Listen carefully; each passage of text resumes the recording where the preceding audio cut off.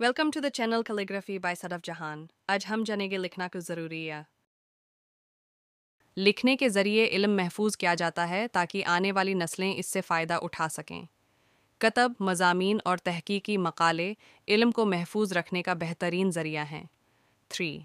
तारीख़ का तहफ़्फ़ुज़ लिखाई के ज़रिए माजी के वाक़यात, तहज़ीबों और रवायात को दस्तावेज़ किया जाता है जो तारीख़ को महफूज रखने में मददगार होता है। 4.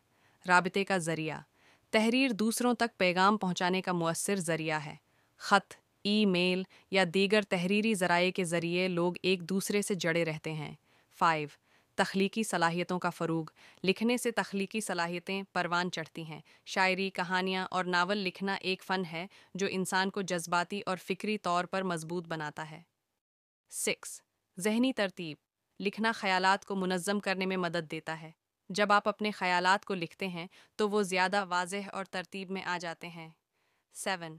तालीम और तरबियत लिखने के ज़रिए सीखने और सिखाने का अमल आसान होता है। तहरीरी मवाद तालिब इल्मों और इसातिज़े के लिए रहनुमाई का अहम ज़रिया है। 8. ज़ाती तरक्की रोज़मर्रा के तजुर्बात को लिखना खुद को बेहतर समझने और अपनी शख्सियत को निखारने में मदद फ़राहम करता है। लिखना एक ऐसा हुनर है जो न सिर्फ फ़र्द की ज़ाती तरक्की में मददगार होता है बल्कि मुआशरे की मजमूई तरक्की में भी अहम किरदार अदा करता है।